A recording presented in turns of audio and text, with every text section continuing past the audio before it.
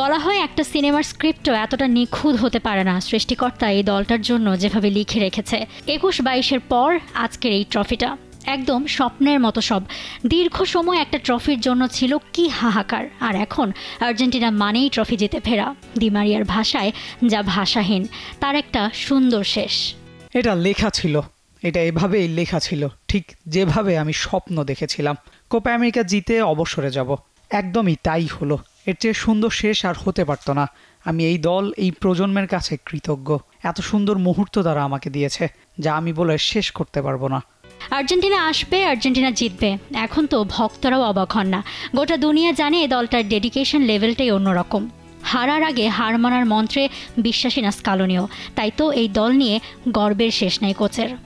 এই দলটা এখন আর আমাকে অবাক করে না। কঠিন সময়ে কি করে ফিরতে হয় সেটা ওরা জানে। প্রতিপক্ষ যেই হোক, আমরা জেতার জন্যই নামি।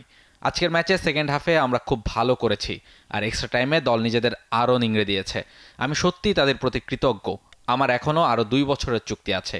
আমাকে আরও 15 বছরের জন্য রাখা হলেও আমি থাকবো।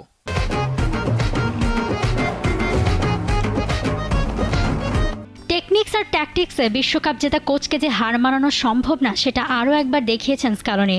অতিরিক্ত সময়ে মার্তিনেজ, সেলসো আর পারেদেস যে 3 জনকে তিনি নামিয়েছিলেন, কাজের কাজটা দিন শেষে সেই ত্রয়ী করেছেন। কি ছিল কোচের পরিকল্পনা? আমরা বেঞ্চেই তখন কথা বলছিলাম যে লাউতারো আমাদের জন্য স্কোর এনে দিতে পারে। আমরা ভাবছিলাম আরও সুযোগ তৈরি করতে এই 3 জনকে আমাদের দরকার।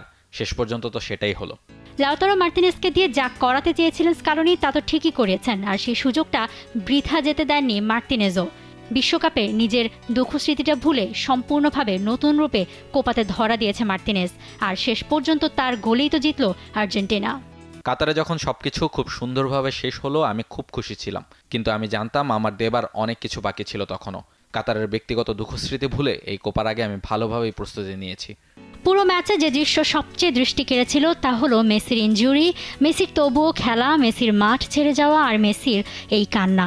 এমন আবেগঘন মুহূর্তের ব্যাখ্যাও দেন স্কালোনি। মেসিকে নিয়ে আর কি বলবো, সে তো বিশ্বসেরা খেলোয়াড়। তার এমন একটা গুণ আছে যেটা সবার থাকা উচিত। এমনকি যখন সে পায়ে ব্যথা পেল তবুও সে মাঠে খেলা চালিয়ে যাচ্ছিল, আর সেটা অবশ্যই নিজের জন্য না, তার দলের জন্য। মেসি কখনোই তার দলকে হেরে যেতে দিতে চায় না। মেসিরা স্বর্গে তো অনেক আগেই গেছে, এখন যা পাওনা তা বোধ করি স্বর্গের উপঢৌকন। ইতিহাসের সর্বোচ্চ শিরোপাধারী ফুটবলার হওয়া, আর্জেন্টিনার হয়ে একের পর এক শিরোপা জেতা। স্বর্গ বুঝি এমনই হয়, স্বপ্নের মতো বাস্তব।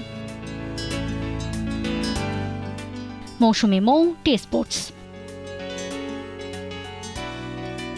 For more updates, subscribe to our YouTube channel and click on the bell icon. Follow us on Facebook and Instagram. Download T-Sports app to enjoy exciting games and highlights.